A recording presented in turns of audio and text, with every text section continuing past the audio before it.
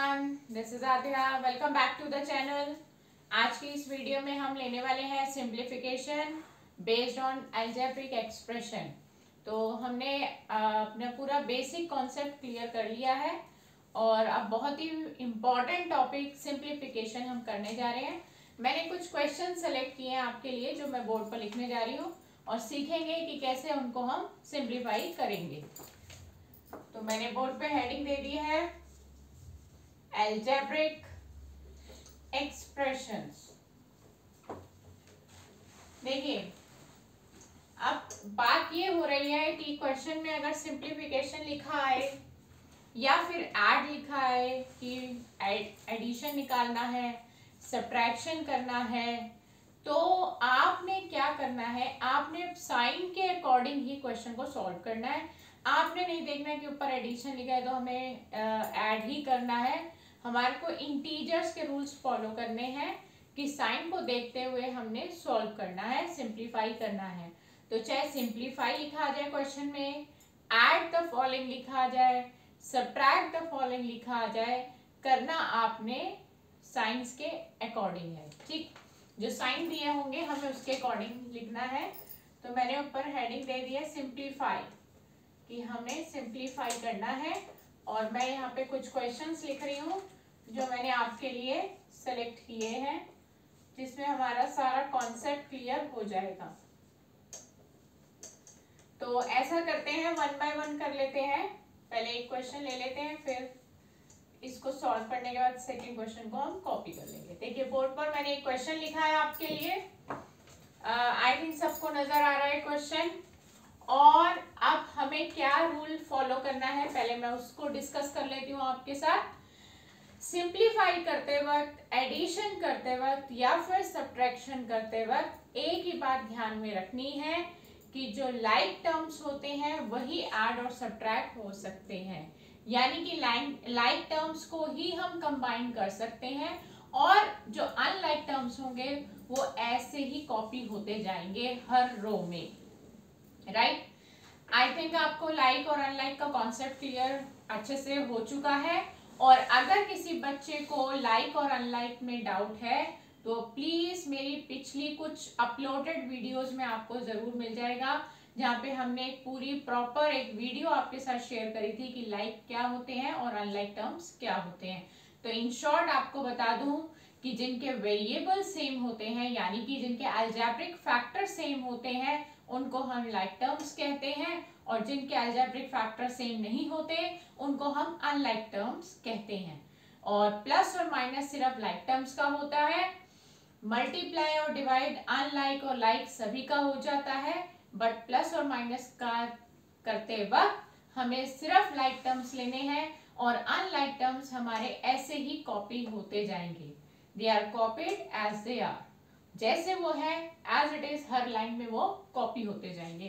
तो बोर्ड पर एक बार नजर डालिए, हमारा क्वेश्चन क्या है। हमारा पहला काम ये होना चाहिए कि हमें लाइक टर्म्स को पहले ग्रुप बना दें, इकट्ठा कर दें, कंबाइन कर दें, देन वी विल ऐड और सब्ट्रैक्ट। ठीक है, तो अब ऐड और सब्ट्रैक्ट कैसे करना है वो भी सीखेंगे, बट पहले हम कंबाइन कर लेते हैं लाइक टर्म्स को। देखिए, ये हमारा है 7x³, यानी कि इसका जो अलजेब्रिक फैक्टर है वो है x³। हम इसको कॉपी कर रहे हैं। आप देखिए, मैंने इस पर टिक भी लगाया है। देखिए, टिक लगाने से क्या होता है, ये ट्रिक है कि आपको ये पता चल गया कि मैंने इसको कॉपी कर लिया है, स्किप नहीं हो सकता। x³ वाला और कोई देखिए टर्म है नहीं है, यानी कि this is an unlike term. So इसको हमने ऐसे ही कॉपी कर दिया, कोई चेंज नहीं आया। चलिए नेक्स्ट की तरफ। हमारा नेक्स्ट टर्म है 3x²y। ये मैंने कॉपी किया, आप देखिए x²y वाला कोई टर्म है, ये xy² है। प्लीज नोटिस, ये x²y है यानी कि x की पावर 2 है और यहाँ पे y की पावर 2 है। तो दैट मीन्स कि these are not like terms, तो इसको नहीं ले रहे, इसको टिक लगाया। बट देखिए, ये x²y है, दोनों टर्म सेम है, तो इसको मैंने आगे कर दिया, ये कंबाइन हो गए।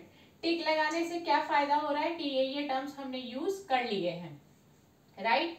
और x²y और आगे है नहीं। फिर हमने अब उतारा चौथा टर्म xy², वाई स्क्वायर, देखिए और कोई एक्स वाई स्क्वायर है नहीं, तो ये अनलाइक हुआ, एज इट इज कॉपी कर दिया। ये माइनस वाई क्यूब है, ये भी अकेला है, ये भी अनलाइक है।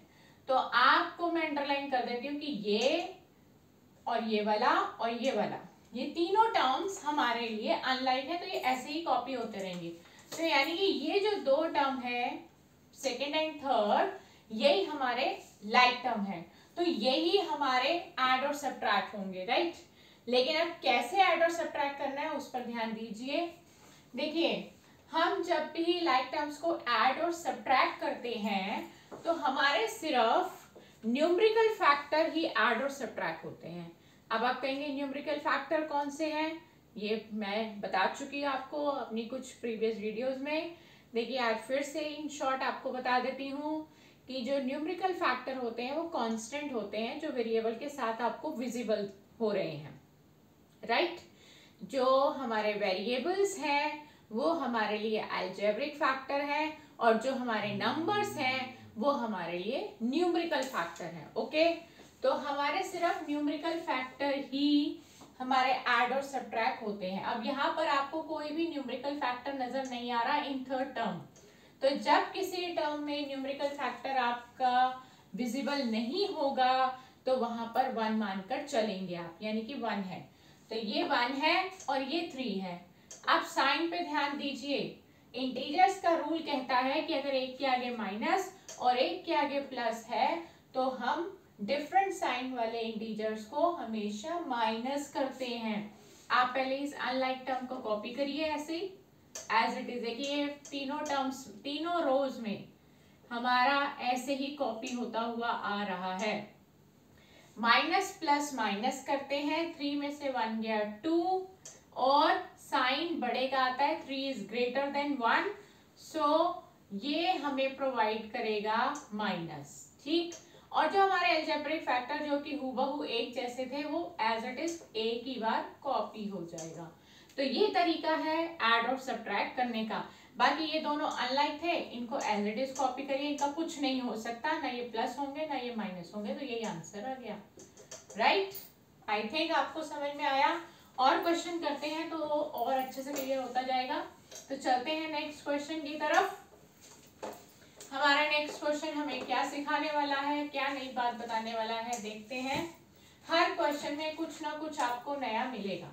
तो हम नंबर 2 पे ले रहे हैं एक क्वेश्चन जिसमें क्या नया ट्विस्ट है, क्या देखने को मिलेगा नया, देखते हैं इस क्वेश्चन में।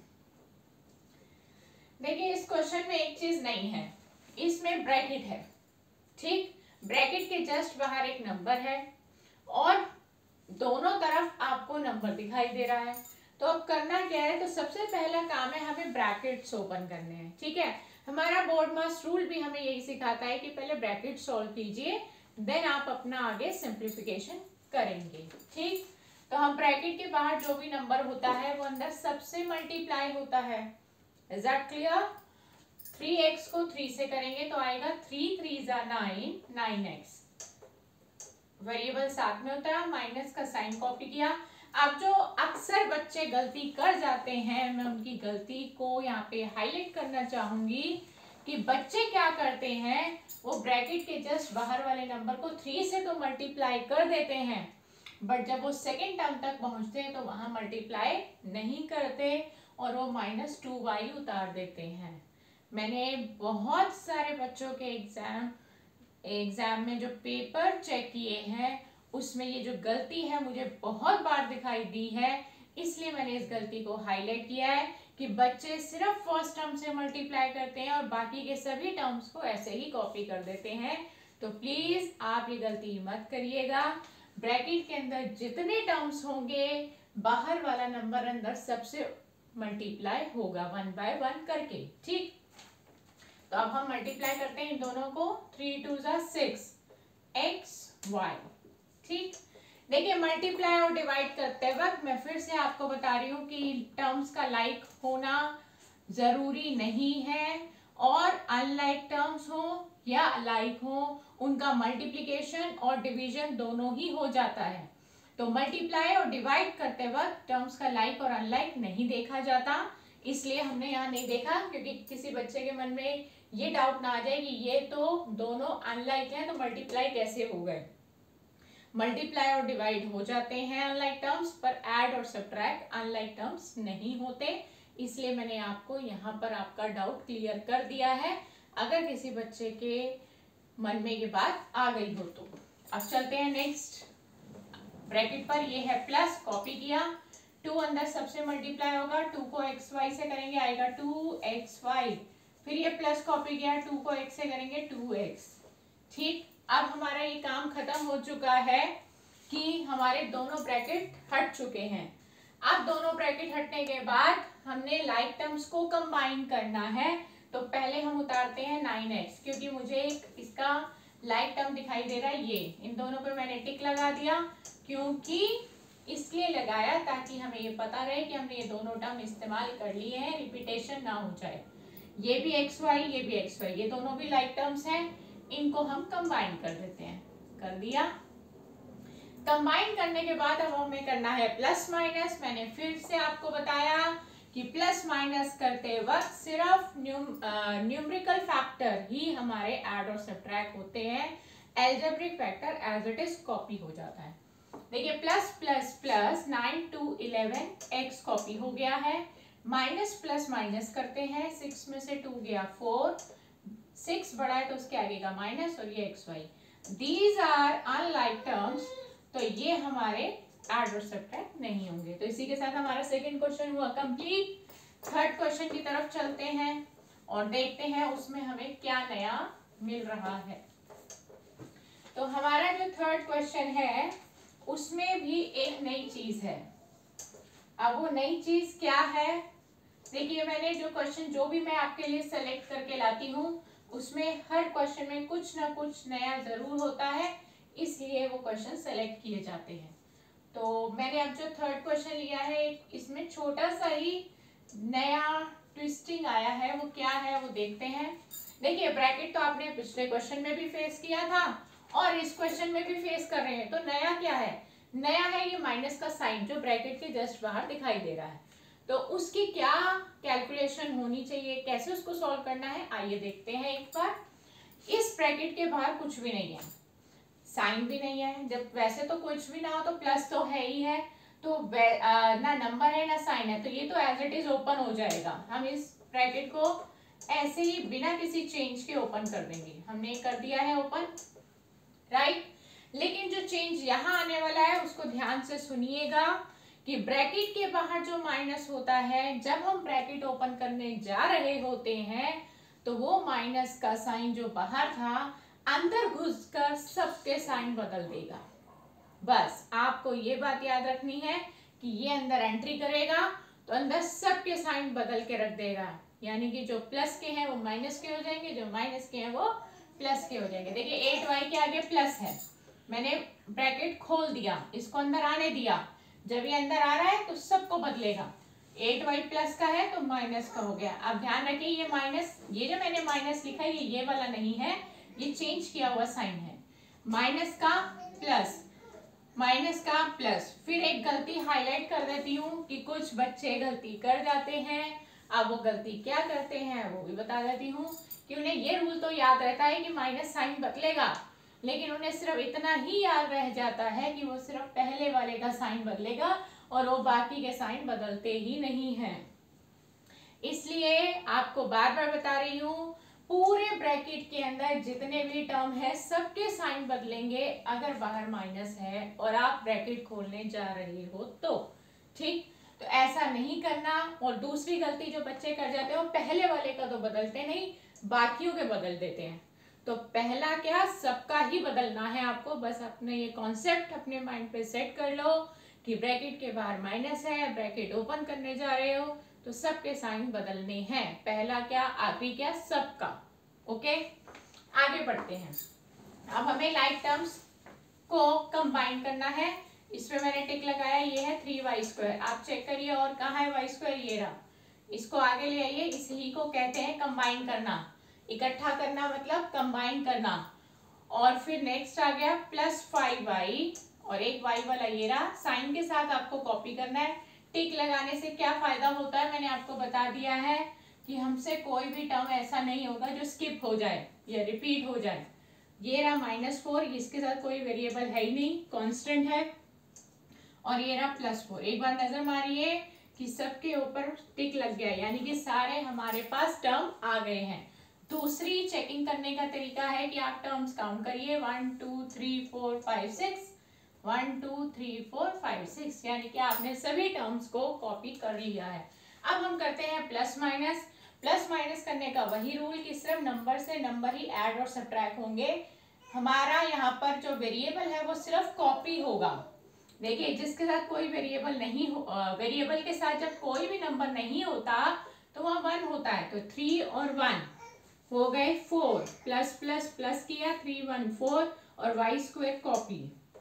प्लस माइनस माइनस 8 में से 5 गया 3, साइन आएगा ग्रेटर का और y कॉपी हो गया। देखिए जो अलजेब्रिक फैक्टर है वो सिर्फ कॉपी हो रहे हैं और प्लस माइनस हमारे सिर्फ नंबर्स हो रहे हैं।